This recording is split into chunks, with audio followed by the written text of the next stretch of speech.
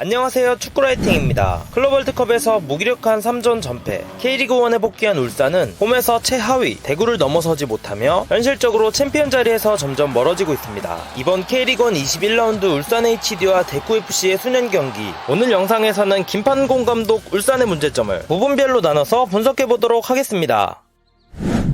먼저 첫 번째, 가장 깊게 다뤄볼 전술적인 부분입니다. 울산은 클럽 월드컵 시작과 함께 수비라인에 영입된 프로야크를 중심으로 3백 운영을 가져가고 있습니다. 해당 장면을 보시면 이날 김병수 감독의 대구는 5-4-1 로우블럭 수비를 기반으로 작정하고 내려앉았는데요. 이에 공격 시에 3-5-2 대형을 가져가는 울산 김판공 감독이 추구하는 플레이가 이상적으로 구현된 장면입니다. 대구가 수비 대형을 두텁게 갖추고 있는 상황에서 보야니치가 수비라인에 접근하여 볼을 받습니다. 그리고 투톱 루빅손과 에릭은 깊게 박혀서 움직여주고 양쪽 윙백 박민서와 윤재석은 높게 전진하며 미드필더 이진영과 고승범이 지속적으로 하프 스페이스를 공략하며 볼을 받기 위해 노력합니다. 그리고 보야니치가 왼쪽 윙백 박민서에게 열어주자 하프 스페이스 틈에서 고승범이 볼을 받지만 1차적으로 박민서가 볼 투입을 멈추고 왼쪽 센터백 이재익에게 뒤로 전해주며 다시 각을 만듭니다. 그리고 이제 재차 볼을 받는 고승범에게 주며 고승범과 박민서의 원터치 패스로 보야니치에게, 보야니치는 고승범에게 킬패스를 넣어주며 박스한 위협적인 상황을 만들어냅니다.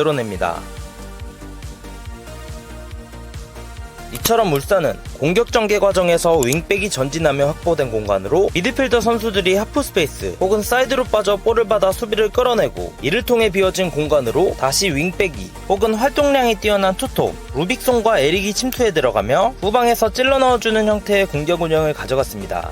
하지만 울산의 이러한 운영은 비효율적이었고 선수들 또한 움직임이 부자연스러웠으며 작정하고 내려선 대구의 수비를 흔들어 놓기 쉽지 않았는데요. 여기서부터 문제점이 노출되기 시작했습니다. 이렇게 내려선 수비를 뚫기 위한 방법은 빠른 좌우 측면 전환으로 수비 대형을 찢어넣거나 파이널 서드에서의 디테일한 패턴 플레이 혹은 몇 번 나오지 않는 트랜지션 상황, 즉 대구의 공격을 끊어낸과 동시에 수비 대형이 갖춰지기 전에 빠른 카운터 공격에 들어가는 것이 있을 텐데요. 울산은 해당된 모든 상황에서 답답함이 보여졌습니다.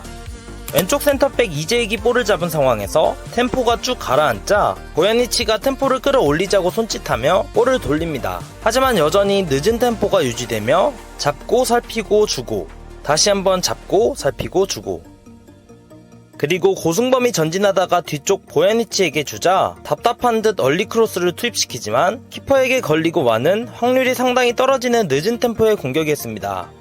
이번 장면 또한 마찬가지인데요. 모처럼 보야니치가 좌측면으로 윙백 박민서에게 전환 패스가 만들어졌습니다. 이렇게 전환된 상황에서는 이제 상대 대구 수비의 틈이 벌어질 수밖에 없기 때문에 과감한 1대1 돌파 시도 혹은 동료의 하프 스페이스 침투 움직임, 아니면 여유 있는 상황에서의 날카로운 크로스를 박스 안쪽으로 보내며 승부를 봐야 하는 타이밍인데요. 아쉽게도 이번 장면 역시 템포를 늦추며 수비가 자리를 잡게 되고 보야니치의 패스 미스로 공격 진행이 끊어지고 말았습니다. 후반전 장면에서는 문제점이 더욱 도드라졌습니다. 센터백들이 볼을 잡고 전방을 주시하고 있는 상황에서 전방 선수들은 거의 10초가 넘어가는 시간 동안 별다른 움직임 없이 발이 묶여져 있는 것을 볼 수 있는데요. 이러한 상황은 선수들조차 답답한 상황에서 자신들이 어떤 움직임을 가져가야 할지 모르고 있는 것이고, 역시나 이러한 부분은 감독과 코칭 스텝이 팀 훈련 혹은 전술 미팅을 통해 확실하게 선수들에게 심어줘야 하는 부분일 텐데요. 김판공 감독 체제에서 울산은 이와 같이 파이널 서드 부근에서의 디테일이 매번 부족한 문제점을 보이고 있고, 이날 경기에서 역시 이어지며 결국 위협적이지 못한 박스박 슈팅이 많았습니다. 그리고 떨어지는 디테일함을 메꾸고자 정적인 템포의 크로스 전개가 10번 넘게 이어졌지만 이는 신장이 뛰어난 대구의 3백 카이오, 홍정훈, 우주성을 공략하기엔 큰 어려움이 있는 운영이었다고 볼 수 있겠습니다. 이렇게 설명한 문제점들, 특히 느린 템포로 늘어지는 공격 전개는 이번 시즌 시작과 함께 지속적으로 보여졌습니다. 처참했던 클럽 월드컵과 ACL 엘리트는 논외로 두고 K리그 1에서의 김판공 감독의 의도를 생각해보면 본인들이 볼을 소유하며 상대를 쭉 가라앉히고 안정적으로 공격 시 수비 대응을 잘 갖춰서 볼을 빼앗기더라도 다시 빠르게 볼을 탈취해 공격에 임하는 지배적인 경기 운영을 지향하고자 했던 것 같은데요. 아쉽지만 이번 경기 세징야에게 카운터를 맞아 실점한 점, 그리고 부임 시부터 강조했던 경합 승리 지표 또한 점점 이렇다 할 우위를 가져가지 못하게 되면서 김판공 감독은 디펜딩 챔피언 울산을 이끌며 이도저도 아닌 애매한 팀 컬러와 아쉬운 결과까지 이어지고 있는 것이라고 볼 수 있겠습니다. 이제 두 번째 문제점으로 김판고 감독의 팀 운영 방식에 대해서도 짧게 보시겠습니다. 결론부터 보자면 명확한 플랜 A이 아직도 없다는 것입니다. 이러한 명확한 결점을 기반으로 어긋난 톱니바퀴처럼 하자가 계속 생기고 있다고 표현하고 싶은데요. 울산의 외국인 선수 살림꾼 루빅손을 예로 들면 시즌 초반에는 윙어로 주전 경쟁에 있어서 살짝 어려운 모습을 보이다가 점차 왼쪽 풀백으로 출전 시간을 늘리더니 교체로 들어올 때는 미드필더도 한 번씩 출전하고 이번 경기에서는 완전한 투톱 자원으로 출전했죠. 그리고 포메이션 운영 또한 리그 초반에는 변형 3백을, 클럽 월드컵 이후에는 스탠다드한 3백 운영, 또 가끔은 4백 운영도 가져갔습니다. 물론 효과적인 로테이션을 기반으로 시즌을 운영하는 감독들도 있고 현재 일부 선수들이 동아시안컵 대표팀에 차출되어 있는 점도 감안해야겠습니다만 개인적으로 로테이션 운영을 하더라도 확고한 플랜 A를 먼저 갖추고 팀 컬러와 선수들 간의 케미를 쌓아둔 후에 로테이션이 이루어지는 것이 효율적이라고 생각하는데요. 대표적으로 현재 압도적인 모습을 보이고 있는 포획 감독의 전북처럼 말이죠.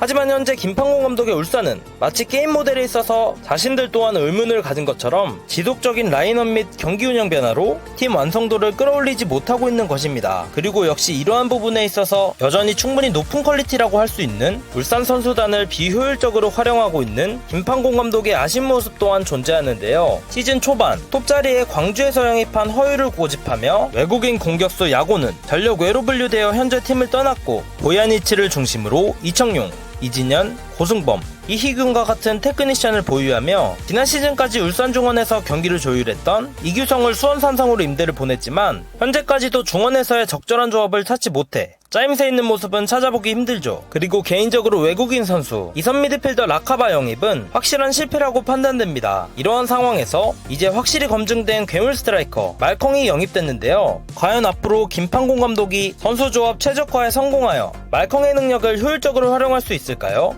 팬들은 모두 말컹의 압도적인 모습을 기억하고 있기 때문에 이를 과연 어떻게 활용할지 기대와 함께 우려의 시선이 울산에게 쏠리고 있습니다.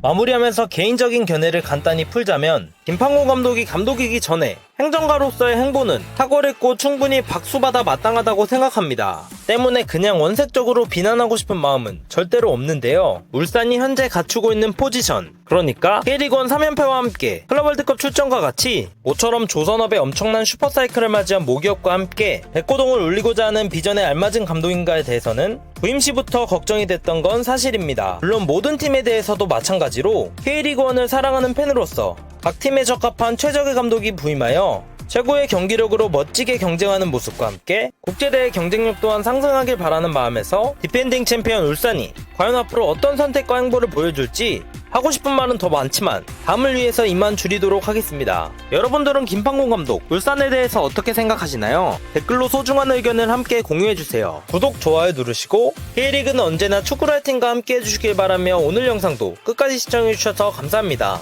그럼 저는 다음 영상으로 찾아뵙겠습니다. 모두들 좋은 하루 되세요.